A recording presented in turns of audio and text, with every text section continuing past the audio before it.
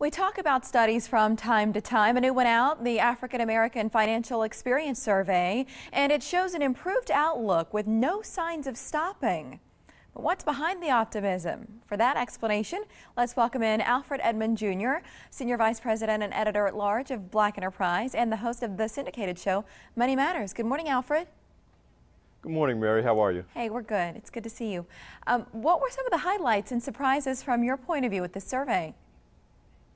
Well, the two key words coming out of the Prudential African American Financial Experience Survey are optimism and confidence. Confidence among African Americans about managing their current financial situations, their budgets, managing debt, etc., and optimism about the improving of that situation both for themselves and for the next generation.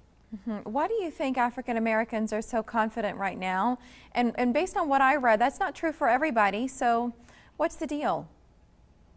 Well, I think one factor is that the Great Recession is kind of fading into the rearview mirror. So to some degree, all of us feel better than we did 5 to 7 years ago about our financial condition. And maybe African Americans may feel more the effects of the recovery even more because they may have felt that they were suffering more when the recession was going on. But that said, I think there's an even bigger factor behind this boost in confidence, and that is the emphasis on financial education in the Black community, particularly over the last 15 years.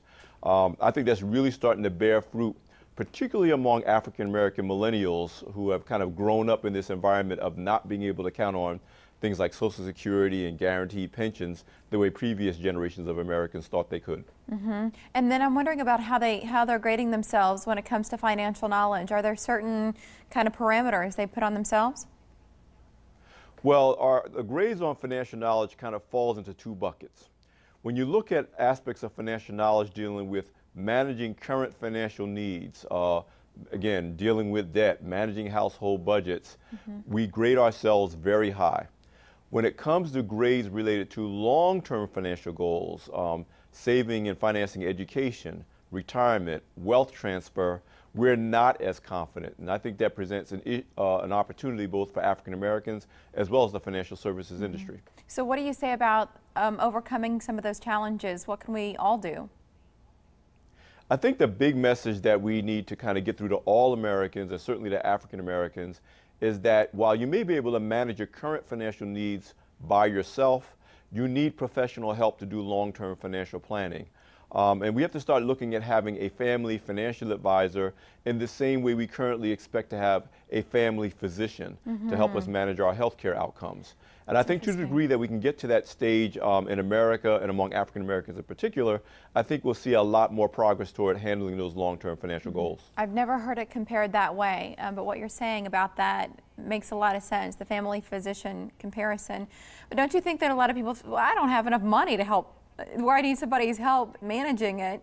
Is there ever a threshold where you would say, yeah, well, if you make this much or if you have this much saved, then that's the point where you call in a pro? Well, it's interesting. Wealthier African Americans surveyed had access and used financial advisors at the same level as the general population. So there is some truth to this idea. We think we have to be rich before we take advantage of those services. But the message you need to get through is that you don't wait to get wealthy to get financial professionals to work with you. You work with financial professionals to help you build wealth. And I think we have to just kind of change our thinking on that in the same way that once upon a time we thought only rich people had doctors. It's smart and a great trend to see, Alfred. Thanks for joining us today. We appreciate it, and I like your bow tie. Oh, thank you, Mary. I appreciate you. Thank you.